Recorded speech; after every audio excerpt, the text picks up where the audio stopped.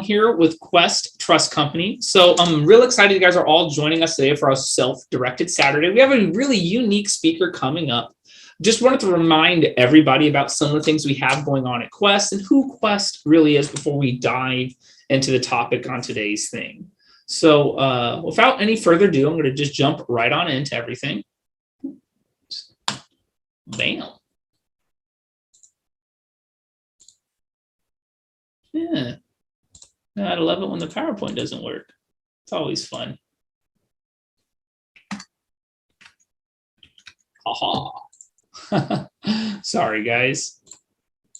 All right. So once again, Self-Directed Saturday. We always want to start off with a little bit about who Quest is, right? Why we do these things for you guys, why we want to host this, and why we always want to bring in new speakers that are just for you, right? So remember that we are the largest self-directed IRA custodian, but that's just in Texas. There's obviously some other custodians out there outside of Texas, but I like to think that we're the best, you know? We do have around 20,000 active investors, right? A little over $2 billion in assets. We actually broke 100 employees a while ago, so we've been very excited about that. But ignoring how many employees we have, it's the 34 certified IRA specialists you want to focus on here, because we spend a lot of money on educating our clients, our employees, to make sure that both people have what they need to make sure they know how to use a self-directed IRA properly to do some good up and coming investments, right? We do always have somewhere right around $350 to $400 million in undirected cash. What does that mean? I have clients currently right now at Quest that have cash just sitting, looking and waiting for their next investment. Don't let your cash sit for too long, guys. It sits like a rock. Figure out what to do with it. All that being said, remember that everything we provide here for you guys is just educational purposes, right? We can't give you any tax advice, legal advice, investment advice, nothing along those lines. Always try to remember that we offer endless free education. We try our best to host 3 to 4 events just like this on a weekly basis, where you can come in, you can network, right? You can post your own investments there, right there in the chat box. Make sure you do your own due diligence, all right? And always remember that we're here to help you out. If there's a topic that you're interested in, send me an email. Let me know so we can maybe try to get that on one of those other things. We have all sorts of things from our YouTube channel. We have an education center that talks about articles that have been written not only by internal people at Quest like Quincy Long, but other CPAs and tax attorneys as well. We have a virtual happy hour, weekly webinars, guys, and then obviously the one that you're all attending right now. So make sure you jump in, you join where you can, right? We always want to see as many people here as possible. There's several different ways to get in touch with the Quest individuals, right? You can follow us on Facebook, but we have a live chat feature that's active Monday through Friday. You can give us a call at 855-FUN-IRAs. This is a non-automated line, right? And lastly, you can always email any one of your IRA specialists at questtrust.com to go ahead and just reach out to someone individually. So make sure you take advantage of these and let us know what you have. Now, before I introduce our next speaker, I wanted to talk a little bit about him. He's actually spoken at some of our events before. He's spoken at one of our expos that had close to 500 people at it, right, which was really, really unique. But more importantly, he's here to talk to you today about what you should be doing and how you can be doing things with your 401k and IRA. He's been featured on CNN, all right, USA Today, and he's ultimately done so many things. He has his own Money Show podcast where he talks about all sorts of other topics when it comes to not just real estate, but what to do with your capital.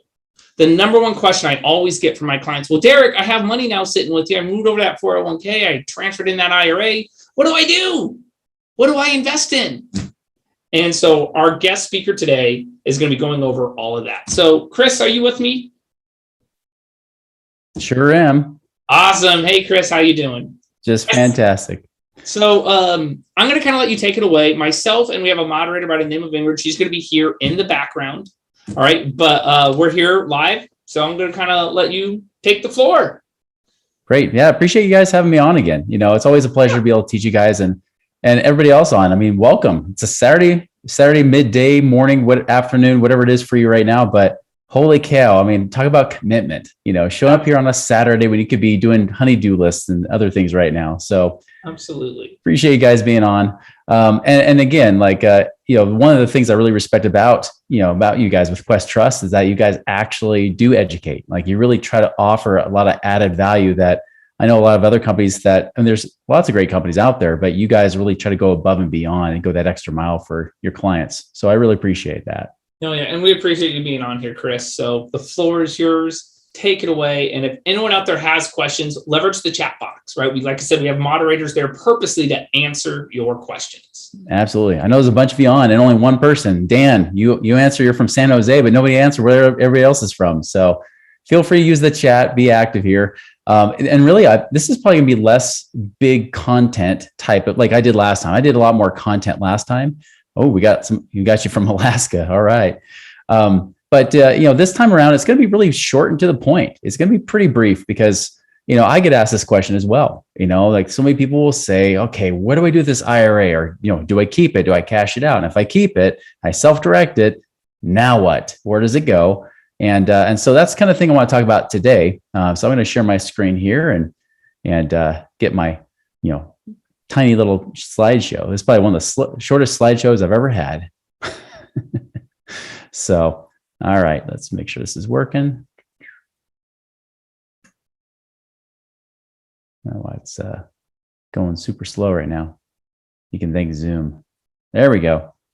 All right, so I definitely, Derek gave me a quick little introduction.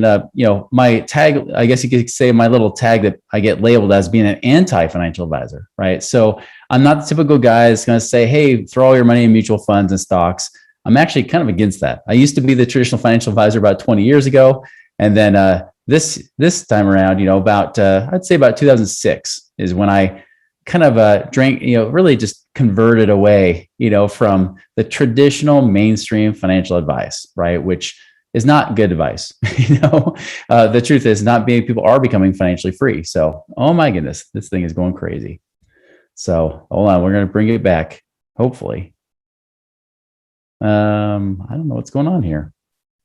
My whole thing just shut down. All right. We're trying this again. So anyways, while I'm doing this, again, I'll just kind of go over the basic background of what I was talking about in the beginning. So, like I said, I'm anti-financial advisor. I live in Utah most of the year. In the wintertime, my wife said, hey, if I'm going to marry you, I just married her 5 years ago, almost to the day, by the way. Our 5th year anniversary is coming up next Friday. And she said, I'll marry you, but I can't do another Utah winter. We got to leave each winter somewhere warmer. And so that's what we do. We snowbird. I actually became financially independent twice by the time I was 39. 2 times is not necessarily a good thing. It should have been the first time, but the first time was right before the recession hit. If you remember the Great Recession, I got hit pretty hard, went from millionaire to upside down millionaire. Had to dig out of $1 million plus debt hole, and I didn't file for bankruptcy, but I was able to dig back out and be where I am today. So the cool thing is that, here I am, and I was able to come back stronger and wiser this time around. So anyways, I'm not even going to use my PowerPoint. I'm just going to talk here and just kind of give you guys the basic rundown. Basically, my focus is what I do is I work in the consulting side where we do like cash flow consulting, helping people map a game plan to get out of the rat race. And then we also focus on infinite banking. If you've heard about that, using life insurance to double dip, that kind of thing. We actually do what's called a max ROI infinite banking strategy, which gives you the biggest bang for your buck, lowest cost, highest returns. So, all right. So where can you invest your 401k IRAs? So I'm going to start out with where not to invest, right? What are the places that I would not put my money towards? Doesn't mean you can't. Well, in some cases you can't. Some cases they will tell you cannot do these certain types of strategies because it's not allowed.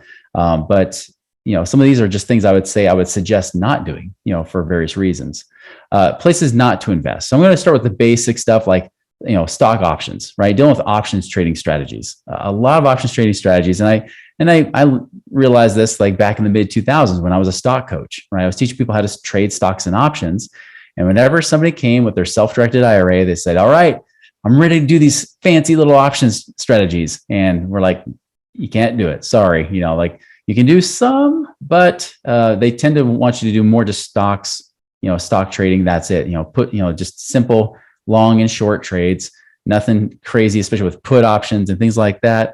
They really don't want you getting into. So options trading strategies are pretty much, out, rental property. is another one. Rental property, I'm talking about like, rental property that you're leveraging with a mortgage. There might be some ways around that UBIT tax, but if you're not careful, you can get essentially double taxation on that money. You can get taxed while the property's in there, especially if you're using leverage like a mortgage. And then you can also have issues later on when you try to sell. Not to mention, you lose all the tax advantages you would get with that rental property anyway, with depreciation and everything else. You lose that. So definitely do not recommend putting in a rental property inside an IRA. Oil investments is another one. Now, it's not that you couldn't do it, and I've had clients do it as well. But the thing is, with the current laws, the tax laws, is that you can get sometimes up to 100% write-off on that money. Now, there's still returns on the back end. It's similar to real estate in that way, right? You can still get taxed on the back end, but for the most part, if you want to get that immediate tax deduction from investing in oil, you might want to avoid that. So oil investments is one that it's not that you can't, but maybe not one you'd want to do. So number 4. So I said 1 was options trading strategies. 2 was rental real estate, especially if you're using a mortgage. 3 was oil. 4 would be life insurance. I get this question a lot. People say, hey, can I just transfer my IRA into my life insurance where it's tax-free? The answer is no, not like that. Not to keep it tax-free. There is a slight chance you might be able to get IRA money into life insurance, but that's a very specific strategy. I don't recommend it. So, long story short, if you try to transfer IRA money into life insurance, they won't let you do it because there's 2 different tax codes. You'll have to cash it out, take the income tax hit from the IRA you cashed out. And if you're not 59 and a half, you got a 10% penalty on top of it. So you got to be careful there. So some people do fund their life insurance that way, or once they hit the age of 59 and a half, they might even fund it that way as well. But definitely not a strategy that you would put inside the IRA. You don't want to do that. Number 5, and really, if you kind of notice the theme, for the most part, if it's not restricted, it's because we don't want to lose some tax advantage, right? Like it doesn't make sense. Just like life insurance is like a Roth IRA, it's after tax dollars, it's tax free. You don't want to put it in. Rental properties, you do lose the depreciation if you put into your IRA. Other tax advantage investments are similar. So some syndications, for example, if you look to do certain funds or syndications where they pass on depreciation, pass on tax benefits, you may not want to do that. You may want to take all the tax benefits you can now rather than try to forego them. So I know a lot of times I have people say, well, what about this syndication? What about this deal? And I said, well, it looks like they're passing on a lot of depreciation to you. You might want to use your own cash for that money versus using your IRA. So that's where not to invest, right? Now, where do you invest? Now, where can you invest? So there's several places, right? There's more places than there are not. One I mentioned, if I'm going along the same theme, stock trading. You can definitely do it with stocks, and do the typical stuff you do, trading your own money. Definitely you could do that with a self-directed, and honestly, you might even get a better return. If you do it well, you could get a better return than you would just putting in mutual funds. So stock trading, you can definitely do that. Real estate syndications. I mentioned that just barely, but real estate syndications, you can of course put IRA money in there, and especially if it's a growth-focused type of syndication, could be great. If you got a longer timeline, and especially if you don't want to tap into that IRA money for a while anyways, fantastic. Funds, different types of funds. Now, these funds, I'm referring to usually have no tax benefit at all, right? So these could be like simple real estate funds where, they're just, pooling your money together and they're investing it, but you have to pay after tax dollars whenever that return comes back. Great place to do that strategy is inside your IRA because you're going to be paying tax anyways. So might as well put it there. That's the thing with IRAs, right? You're not really getting a tax savings, you're getting a tax delay. So if you're not going to save on taxes anyways, these can be great. REITs, obviously, you can be doing stuff with that, certain metal type funds, certain types of metals, and so on, right? So different types of funds you can do. Some people used to do a lot of things with Fundrise, for example, and whatnot. So those kind of funds you can definitely do. Lending, kind of speaking of that, lending is another great place. So if you're looking to do hard money loans or do any kind of lending, granted, you have to check with each individual lender. Some lenders don't want to do that. For example, I have several contacts that want to do short-term lending, where they'll pay easily double-digit returns for maybe 3, 6 months, 12 months, or longer hold, right? Usually they're trying to flip a property or renovate it, and they need cash to do that. The only thing is that if it's, say it's like 3 to 6 months, they're holding on to that money, they may not want to do that through an IRA just because they're trying to move money in and out so quickly. The great thing is, equity, with Quest Trust, I mean, they try to make it very easy, right? They try to make it as convenient as possible, but lending can have its challenges. So you have to check with each individual not lender, but the person you're lending money to see if they're willing to accept IRA money. And in many cases they do. So lending can be a great one because again, you're paying full tax on those returns and you can make some great returns on that. And the great thing is if you can have it inside the IRA, that just allows it to compound and grow. Franchises is another one. Now this one, is a little bit tricky, and I know they talk about this as well. That you can kind of convert this and use your IRA money to fund a franchise, or a business venture. So there's definitely ways to do that to keep that inside the IRA. Doesn't work with your own company, your own business, right? It's got to be something that's there's a little bit more separation for you. That's why franchise is a better option. But definitely, you've got money. And maybe you're saying, you know what, stocks, real estate, not doing it for me. Maybe I don't even want to do oil, right? But you're thinking, well, maybe business. Maybe the business is my path. Well, if you're looking at franchise opportunities, this could be a way to fund it and get that seed money to get it to grow and get some real growth from that money now. The sixth one. So I mentioned stock trading. I mentioned real estate syndications. I mentioned funds. There's lending. There's franchises. Sixth one is active real estate investing. This is one that a lot of my friends will do, especially in this trading, in this kind of active real estate space. It may not always be like flipping, but a lot of them might do things with notes. I have one friend, Eddie Speed, right? He's like the grandfather of notes, and he loves using IRAs and even Roth IRAs. He'll even set those up on his kids. Granted, we were having some potential issues with Roth IRAs, depending on the situation if a bill passes. But still there's that opportunity that if you're making some really good money and the way that they do it actively, the amount of returns they can make on notes is incredible. I'm even working on a land deal right now. I'm doing, I have my money invested with some guys that are doing a land partnership. And in that land partnership, they're just buying and selling properties. Now, there's not really a tax advantage for that because they're just transactionally doing it. It's not like passive real estate income that gets a better tax rate. They're just actively managing that. So that can be another great place where you can say, well, hey, I'm going to go do seller financing on land deals and things like that. Let's do that from inside the IRA. Let the money just grow and compound like crazy, So great things from the active real estate side if you're willing to do that. And then the seventh one I have on here, I kind of added, last minute as I was trying to think of different options you could do. Crypto could be an option, right? If that's part of your portfolio, you could be doing things with crypto. I'm not the biggest fan of doing crypto because I know it's very speculative, but again, so is trading in the stock markets, right? So is, buying a mutual fund. And if, the market goes down, it's just as volatile. So crypto is definitely another space where you could actually have your money grow for you. So that's kind of things where you can invest. Again, stock trading, real estate syndications, funds, lending, franchises, active investing, as well as crypto and the list, I'm sure, can go on and on. I'm sure these guys at Quest Trust can even keep going on that list too. So anyways, that's really what I have. I wanted to keep this short and sweet, but now I just want to open it for questions. What questions do you guys have for myself or anybody here on the Quest Trust team?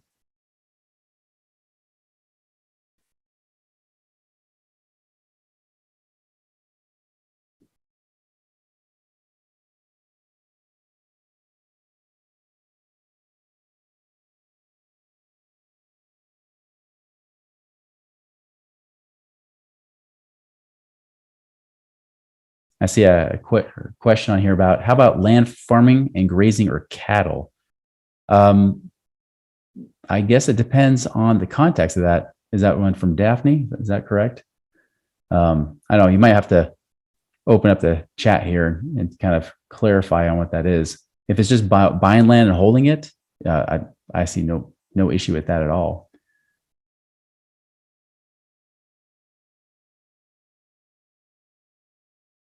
So, okay, I got another one here. Let's see what's happening with the future Roth IRA, specifically if you already have one. Yeah, and I'll let Quest answer if they allow crypto investments, because that's a great question. I did not ask them beforehand. Anybody at Quest, I'll go back to the Roth IRA thing in a second. Anybody, any of you guys at Quest have any insight on crypto and using self-directed for that? Yeah, so I just actually answered that in the chat. We do not allow for crypto investments currently within your self-directed IRA here at Quest. We're happy to have a consultation with you, though, to see what are some of the options. So if you want, we can have one of our IRA specialists reach out, but we do not currently allow it. So there you go. Take number 7 off the list. Okay, great. Let's see. Going down the list here. All right, so the Roth IRA, there's a bill out currently. Again, it hasn't passed, but it's the same thing I've said for almost 20 years, even after the Roth IRA came, is that they can change the rules at any time. If you're in a few categories, right? Either you're pretty much like an accredited investor. If you're making over 400,000 a year, they might restrict you from contributing to a Roth IRA, which they kind of already do. If you have over 10 million net worth in your estate, they could actually require you to pull out at least half in year one, 50% of that money in year one, whether you're 59 and a half or not. So that's kind of a required distribution. So there are some things that are going on there. Again, it hasn't passed, but the truth is IRA and Roth IRA rules can change at any time. This is why you guys want to stay in contact. You want to stay tuned in, right? You want to make sure that this is being done correctly. So, all right. See, several more just came in here. Trying to go back up to the top of the list here. Do you have numbers of support not putting rentals in an IRA versus using your own money? Not here. I don't have that here currently, but yeah, there's definitely some numbers that would support that. Here's the key thing. If you're using rentals, rather than using your IRA, if you're using cash, the great thing is you can delay the tax, because people say, yeah, I'll just take the tax hit. And that's a choice you can make. But a lot of times you can 1031 from property to property, even if it goes into bigger and bigger deals. There's even funds you can 1031 into as well. So you can put that money into different types of real estate funds where they can even put you on title of certain properties. If things like that, there's definitely options to essentially delay that until you're dead. And then even then, when it passes on, with current tax laws at least, you can pass on that whole cost basis to your heirs. And then now that cost basis starts from the value when you passed away. So potentially you can even pass away tax-free if you do delay all that. And so again, talk to your CPA about that sort of thing. I'm not a CPA, but there are definite ways you can do that. But my opinion is, if I can take rental income and depreciate all the gains and essentially have tax-free income, to me, it's almost like having a Roth IRA. So having an IRA, the only issue is, of course, when you do pull the money out, it is taxable. You're going to have to pay income tax on that money. So somebody asked, I'm only starting to fund my Roth. Any recommendations for small accounts? I'm trying not to give recommendations for any specific companies here, but there are companies out there that do take non-accredited money, even smaller amounts. I've even seen some for like minimum of $100 or even $1,000. They're definitely out there. There's definitely ways you can do that. Another thing that you could do with like those small accounts is a lot of our clients will actually partner with other IRA investors or other accounts that they may have. So they may have like an HSA account, they may have like a traditional Roth. You can actually partner those accounts into doing one deal. That's how I started my Roth IRA with those annual contributions to it. So there's different opportunities out there. There's other investment options that you can do for those like smaller scale type of investments. Absolutely. Yep. Okay. Tim, appreciate the comment. Okay, let's see. Trading stock options, but I need to start planning for the future too. At what point should I start turning my money into things like real estate to generate passive income?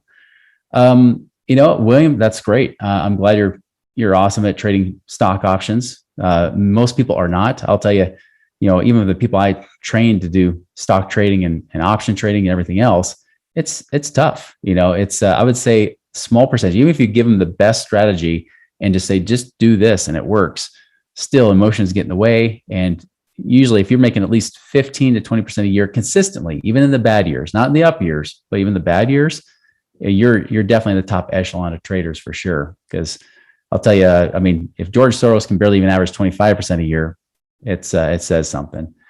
Now, at what point should you start turning your money into things like real estate and generate passive income? You can definitely diversify it.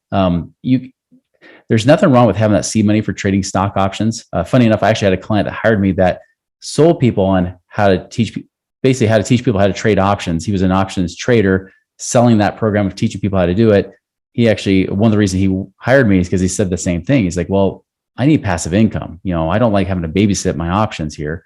Even if he has, different, stop loss and everything put in place, it's not passive, right? So if you start getting in the ballpark, I'd say if you got, getting over six figures, into your trading account, again, if you're an amazing trader, that's great. But, at some point you may want to diversify in creating passive income too.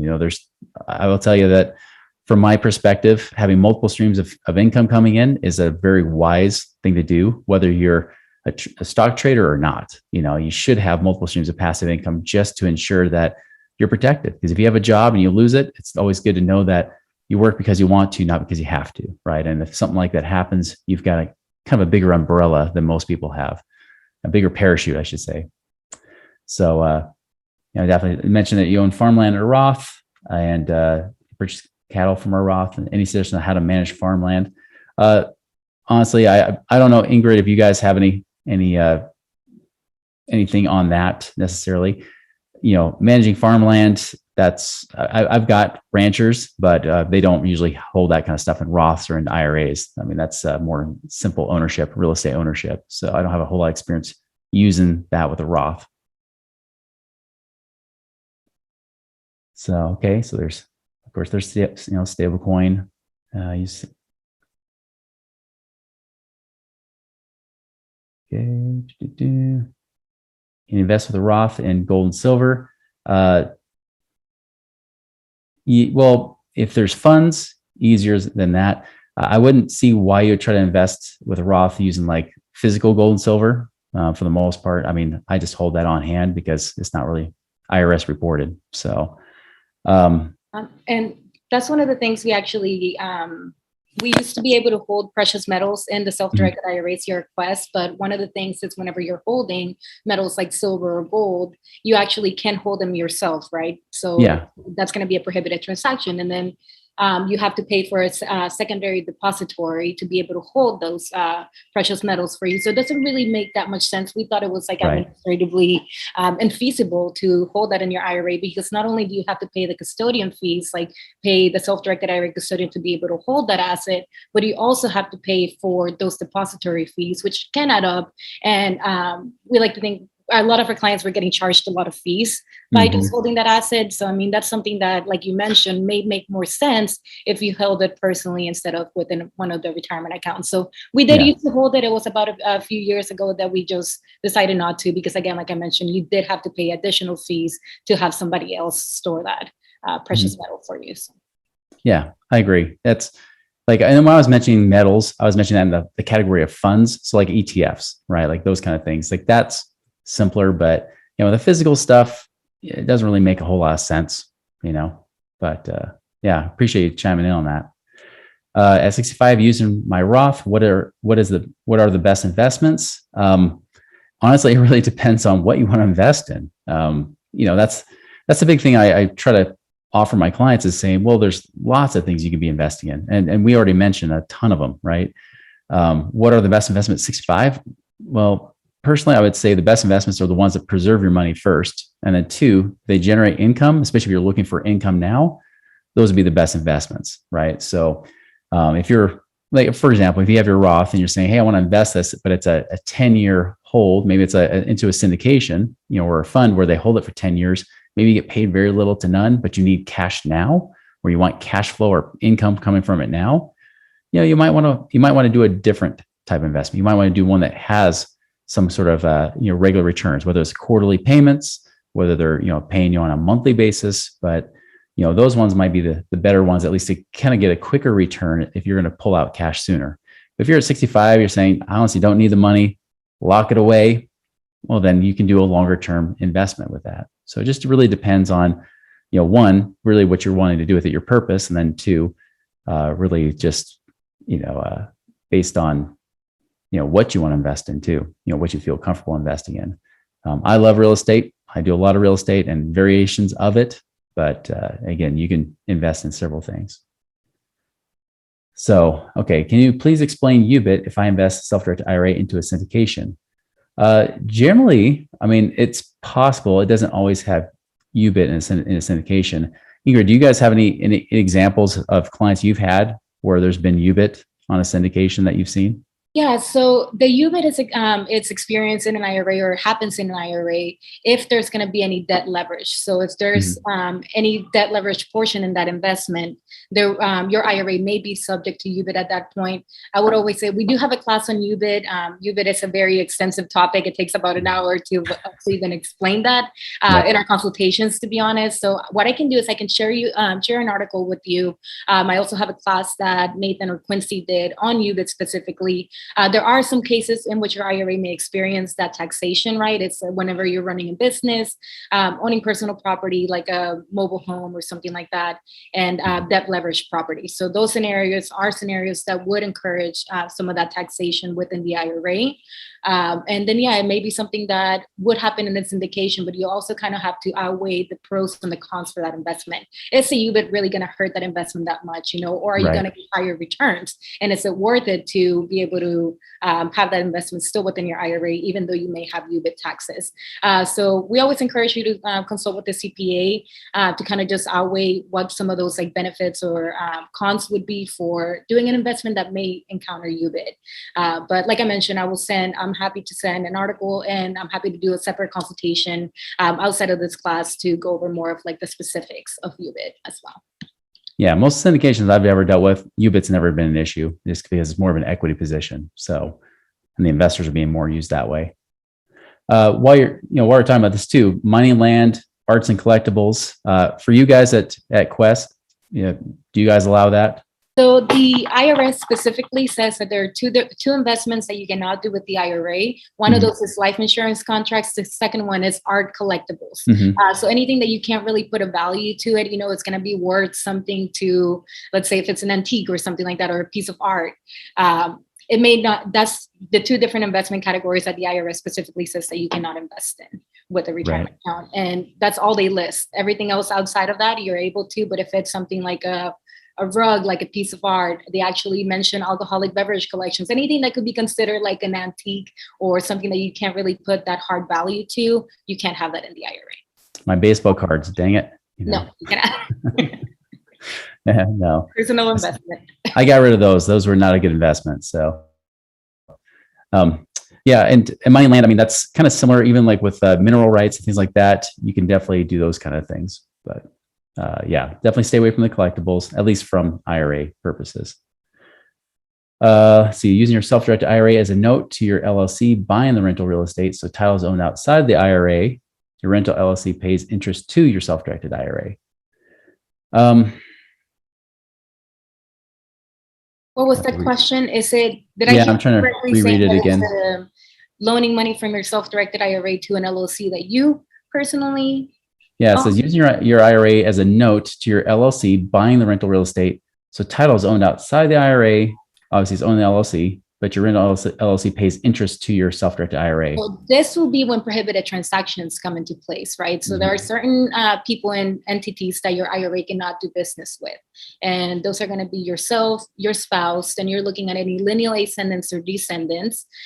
So your parents, grandparents, any kids, that's usually how wealth is passed down. So those people are disqualified. And then it also mentions any people that, any companies that you own, control, manage, or are highly compensated by. So if it's an LLC or it's an entity that you currently own or you're the managing member of, you cannot use your IRA to invest into that LLC or give a note to that LLC because that's a disqualified person. That's a disqualified entity as to the IRS rule. So you want to make sure that any investments that you do within the IRA, you do them at arm's length. And again, prohibited transactions, another full 1 hour presentation that we can do. But there are certain entities that you cannot do business with. And again, like I mentioned, your LLC will be disqualified from your IRA actually being able to give it a loan. So that would be considered a prohibited transaction. Yeah. And that ties in with another question down below about wholesaling with the self-directed IRAs. Same thing. It's an active business that you're likely managing. It's not going to fly. Now, you can get away with some wholesale deals still, but you Mhm. can't really do it whenever it actually seems as if you're running a business, right? Once you start doing it, the IRS could say, hey, you're actually running a business inside your IRA by doing these many wholesaling deals. So if you're doing them occasionally, I don't really see an issue with that. But once you do start using it as a business, then at that point, they're going to catch on. Correct. Mm-hmm. Yeah. And again, like the arm's length, if it's somebody else doing the wholesaling, great, but if it's you doing it where it's like you're managing it, then it's going to possibly raise some red flags, especially if that is your business, if that's your active business you're doing. And I have a lot of friends in that category, and that's why they got to just do it transactionally instead. Let's see. Can you fix and flip using self-directed IRA? To kind of the same question there as well. To some level, again, if it's occasional, yes, but if you have a whole business, an operation that's doing it, it's going to raise some red flags. So let's see. Okay, I think I'm finally getting towards the bottom here. Okay, so my husband and I are over 60, but still working. Would it be good to do a Roth conversion this year? We are accredited investors. We're retiring within 1 year. It can be. There are a few things though, depending on what you're trying to do. If you're trying to do a backdoor Roth, that's one of the things they're trying to get rid of in that bill is doing the backdoor Roth. That would be effective next year, however. The thing is that, when you're doing the backdoor Roth, now if you have a currently existing Roth IRA and you've had it for more than 5 years, that can work. If you just doing this brand new into brand new Roth, you do have that 5-year holding period. You do have to wait the 5 years. So if you're trying to retire within 1 year, that creates a little bit of a delay. You might, if you have to wait the 5 years, but you want to try to retire within 1 year, you might keep some still in the IRA, move some into the Roth. So then that's money you can put away for 4 additional years and just let it stay there while you have the IRA money temporarily. So just be aware of that. I mean, so yes, you can do it. Yeah, at least currently, under current laws, you can do it. But again, is it wise or not? It just depends on the situation. It also depends too. Are you going to get additional tax breaks later on too? Would it be better to do in another year? Maybe it's not even, maybe you don't even have to do a Roth conversion. So there's various elements. There's going to be things in each individual situation that it just depends, right? It's going to depend on what's best for you and where your current situation is. So I'm not sure. I'm sure, Gabby, if you're talking about, I don't do any Roth conversions, but that would be something that I know that Quest could definitely help you with. Absolutely. What was the question on Roth conversions? He just said, do you handle backdoor Roth conversions? Yes. Yeah. We do. Yeah, I know you guys do. So I don't. I'm not security licensed. Dropped that in 2005. So started doing more real estate investing stuff. So, well, great. Well, I know that's the questions. Any additional questions you guys have for any of us?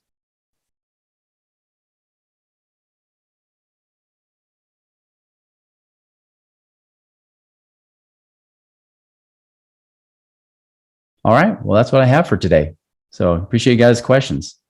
It's been great. We did have one here that I didn't get to ask you earlier.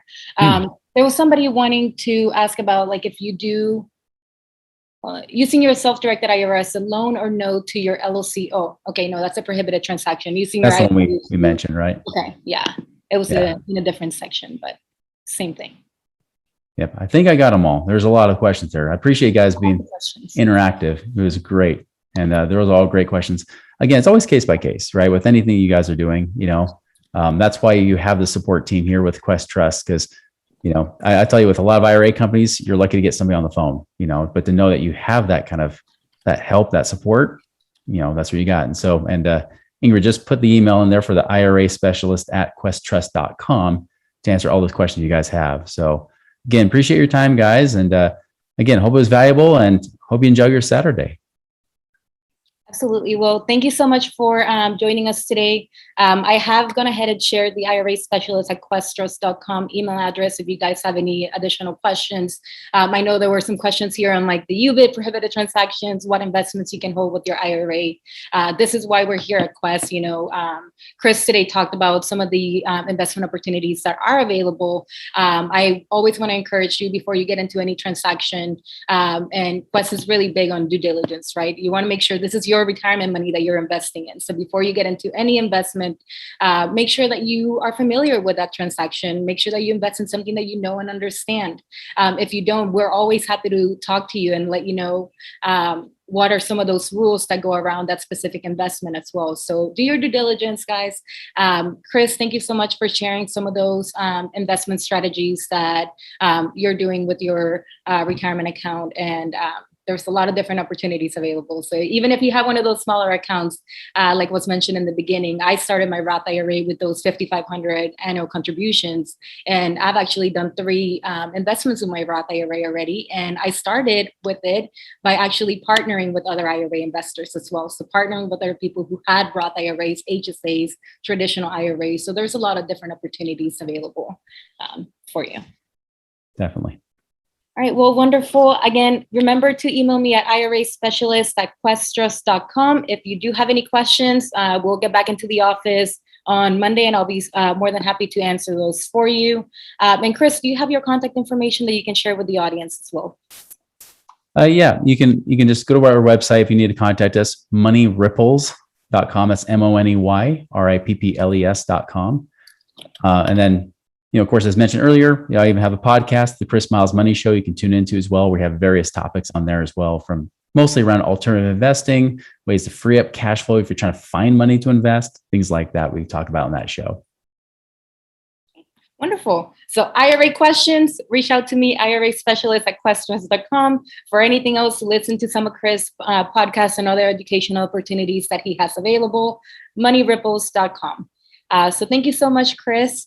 We also want to remind you guys that we do weekly educational classes. So every Tuesday, every Thursday at noon, and every Saturday at noon, we bring in different guest speakers. We have classes on self-directed IRA investment opportunities and other classes like Roth conversions. I know we're actually having a class on all about the Roth IRA, where we're going to touch on Roth conversions as well. So go to our website, check out questrust.com, go to our events, and you'll be able to see all of the different investment opportunities that we have there. Not investment, but education opportunities that we have there available for you.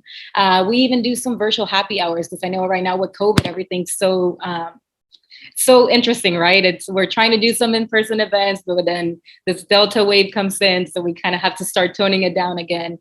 So we're focusing a lot of our education online as well. So we're doing some virtual happy hours, because part of the thing that we do at Quest is we like or investors like to get to know each other, right? They like to meet, they like to talk about some deals that they have coming up, what opportunities are available. So it's a big network type of industry when it comes to investing. So we do some of those virtual happy hours. I know Chris mentioned Eddie Speed earlier. Eddie Speed is also a phenomenal speaker. I know that he's going to have an event in Dallas. It's the Node Expo. He does this yearly event. So we're going to be a part of that event as well. But there's a lot of different events that are, or education that's available to you guys out there as well, aside from the education that we provide here at Quest. Well, if I don't see any additional questions coming in, so we'll let that be it. The Eddie Speed event is the first weekend in November. I believe it's the 5th and the 6th, if I'm correct. Let me just confirm that. Yes, November 5th and 6th is when Eddie Speed will have the Node Expo event, and it's going to take place in Dallas. All right, everyone. Well, thank you so much. Remember, IRA specialist at questrust.com for any of those IRA questions, and then moneyripples.com for any questions or any additional information on Chris. So thank you so much for joining us today on Saturday. It's a beautiful day, so I hope you get to enjoy the rest of the weekend. Bye, everyone.